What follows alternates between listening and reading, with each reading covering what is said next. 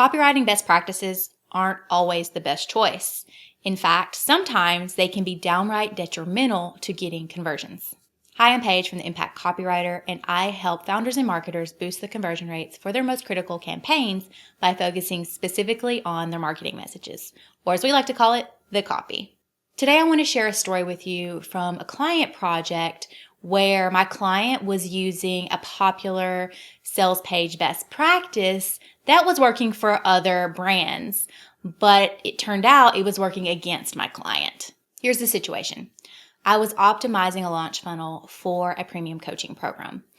Part of that process is to first do the voice of customer research so we can figure out what that conversion context is for existing buyers. Then I take those ideal buyer insights and I analyze the control, in this case it was the sales page, with those insights in mind. The goal of this is to pinpoint where the messaging isn't aligned with what we know about their best buyers. It was during this audit where I flagged a section of the sales page that set off my VOC alarm. The section in question was this sort of, is this right for you section that you see on lots of sales pages for courses and coaching programs. Now, in these types of sections, you'll often see a bulleted list of criteria, either for joining or even not for joining, so that you as the reader can make the best decision for you. Now, in some instances, programs do have criteria. Maybe you need a specific background, a specific level of knowledge. Maybe you need to run a specific type of business or make a certain amount of money in order to be right for some program. However, that wasn't the case in this program. The reader didn't need any background or experience or any level of commitment or type of business or life or anything like that. So this list of criteria was just a creative way to deliver some marketing messages. Here's what the problem was. I knew based on the research that I had done in the form of interviews, surveys, talking to the founders, and spending some time in the brand's Facebook group, that this audience, or at least a large part of the audience, was overwhelmed with life in general. They suffered from feelings of not feeling good enough, and they had a low level of self-worth. It was prominent enough that we wanted to pay attention to it when we were shaping our messaging. So my gut reaction, knowing what I knew about the audience to that specific section, was that it was reinforcing those feelings of overwhelm and not being good enough to join the program. My hypothesis was that this section was negatively impacting conversions because it was reinforcing those blockers. In my recommendations for the client, I suggested that we cut the list of criteria and that we rework the section to reduce overwhelm and make the decision to join as simple as possible. And actually the VOC data that I had collected inspired the perfect way to do that. Let's take a peek at that copy optimization. On the screen, you're looking at the original list of criteria.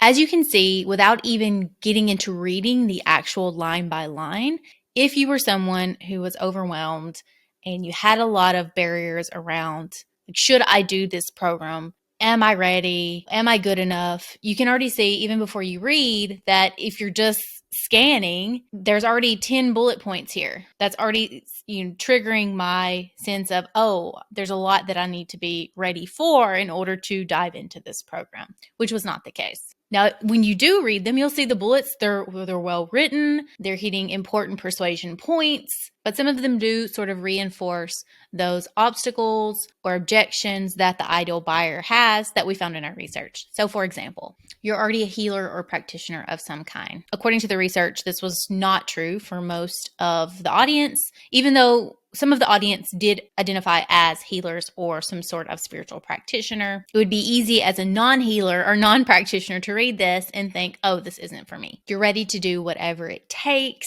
This is not necessarily true for our ideal buyer because our ideal buyer suffers from a lot of self-doubt. You've already committed to personal change. We also knew that that wasn't necessarily true for a lot of the audience. They were exploring shamanism as a way to create personal change in their life, but they still struggled with getting started and, starting in a way that felt doable and not being overwhelmed. You believe that you can live a more spiritually connected and purposeful and happy life. This was, again, for a large part of the audience, not necessarily true. The act of believing that they could do this is something that would be part of their journey inside the program. And it wasn't something they necessarily had to believe right away because they would experience it as they got into the program and they had a I think it was at this time, a 60-day money-back guarantee in order for them to actually do the program, go through the exercises, participate and actually experience that shift in their spiritual life for themselves. Their level of belief only needed to be high enough in order for them to take a chance to then be able to experience it. Now, a lot of these messages are important. The thing about the 60 days, the risk reducer, of course, we had a section for that, so it didn't necessarily have to be here. All of the messaging around the problems, being overwhelmed and being let down and finally being ready to make a change. And those types of messages were important. And so by eliminating this section, we did make sure that they were on the page somewhere. But for the rewrite, what we did is we actually eliminated this section altogether and didn't present it as a list of criteria because that was working against us according to our research. The good news was, in the research, I did find a very strong recurring theme that actually made more sense here than our made-up list of criteria. And that was this sense of a calling or a knowing or a tug or a strong sense of rightness that came through in a very large portion of the survey responses and the interviews that we did as part of the voice of customer research phase. And that actually made the most sense for answering, how do you know if this is right for you? Because we knew that's how people were making decisions. That was the simplest way, and also the way that was backed by our research, but it was the simplest way for people to decide, this is the place for me, and it's a way I feel. There's no special criteria. And so this made the decision to join a lot simpler and a lot more accessible mentally for the ideal buyers who had a lot of resistance, who had a lot of objections and self-doubt and overwhelm in their life. And so this is what the made over criteria section became. Now, keep in mind, this sense of calling or feeling of rightness was actually very on brand for this spiritual program. The team that was running this training program, they teach that intuitiveness as a way to make decisions. So this approach was actually more on brand with the company than the previous one. Now, right below this, you can see this was on a different sales page, but the calling and that insight is something that the founding team actually decided to use in a lot of their marketing materials because it was not only on brand and the way that they teach it, but also the way that people make decisions. So you can see here we have the same messages, just presented in a slightly different way. I cannot stress enough the importance of doing your VOC research and understanding your ideal buyer on a deep level. Because as you can see in this example, a copywriting best practice that has worked for others might work against you if it's not right for your audience. But you won't be able to see that if you don't do your research. If you need help getting inside your best buyer's brain and crafting copy that supports sales instead of sabotaging them, let's chat. You can start a project conversation with me over at theimpactcopywriter.com.